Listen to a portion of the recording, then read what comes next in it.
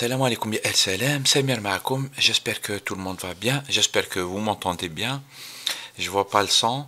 Sinon, je voulais faire un petit commentaire sur l'anniversaire du 5 octobre 1988. Mais avant, je voulais juste souhaiter à tout le monde Eid Mubarak. J'espère que عيدتوا بخير وعيدتوا مع العائلة ومع الناس اللي تحبوهم.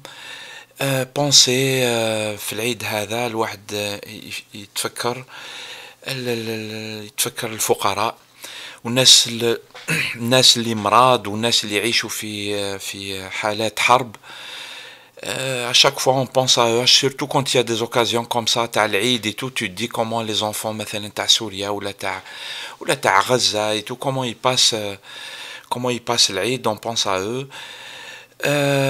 Puis on pense aussi هذه sa spéciale dédicace الناس اللي تعيد في الغربة.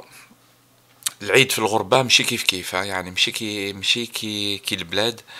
tout le monde le dit هذه كاع الناس اللي تعيش في الغربة تعرفها. Donc voilà, Inch'Allah غير الخير. Sinon je reviens la vidéo sur le 5 octobre. Je voulais faire un commentaire haka, mais c'est un long commentaire, tu vois, pour parler du 5 octobre, ça fait 26 ans. واحد كيما انايا j'ai vécu les 26 ans هذو, j'avais 18 ans quand ça s'est produit, tu vois, donc on peut calculer. On les a vécus dans la douleur. Moi, je voulais faire un petit commentaire en disant, Bli, c'est l'histoire d'une transition algérienne vers un état de droit véritable qui a raté en bonne et due forme. Elle a raté sous forme de coup d'État, ensuite de Wamet Dem, c'est-à-dire une spirale sanglante. Qui a marqué les Algériens. Tout le monde sait, on parle de traumatisme et tout. Moi, ce que je voulais dire, j'ai mis cette photo parce que Khaled Nzar, il représente les événements de 88. Il était responsable quand 500 Algériens étaient morts. Je reviens pas sur le fait les événements de 88. Finalement, avec le temps, on a compris que c'était un coup entre des gens à l'intérieur du régime qui se faisait la guerre, et finalement ça a dérapé, ça a coûté des vies humaines, et ça a fait basculer le régime dans une logique de sortie de la dictature, et en fait elle était complètement fausse, complètement. Je pense qu'on peut tirer une grande leçon de ce qui s'est passé après 1988, c'est que je pense que le régime en place ne peut pas organiser lui-même la transition. Ce n'est pas vrai, c'est faux, c'est une grande leçon à apprendre. Si on doit faire une transition, on doit la faire en dehors du régime.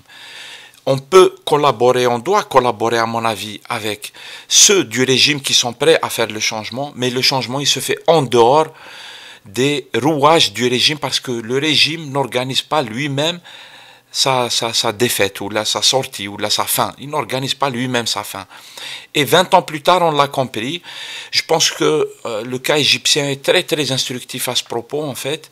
On a vu comment l'armée, elle fait un coup d'État, en fait, parce que l'armée, pas toute l'armée, mais ceux qui tiennent l'armée, l'oligarchie qui la tiennent, qui l'utilisent, ils ne lâcheront pas comme ça, en fait. Du coup, il y a une grande leçon à prendre, c'est la transition, elle ne se fait pas par le régime lui-même, et elle ne se fait pas à l'intérieur du régime, mais elle se fait à l'extérieur des rouages du régime.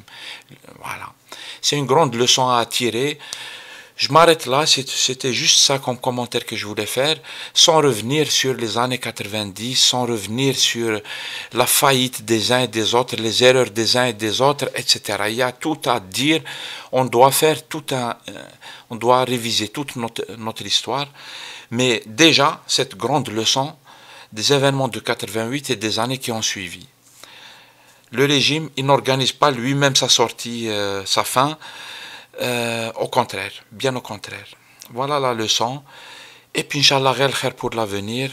Et que justice soit rendue aux ayants droit de la justice. Ceux qui ont droit à la justice, mais ils n'ont pas eu droit. Tout reste à faire. Salam alaikum.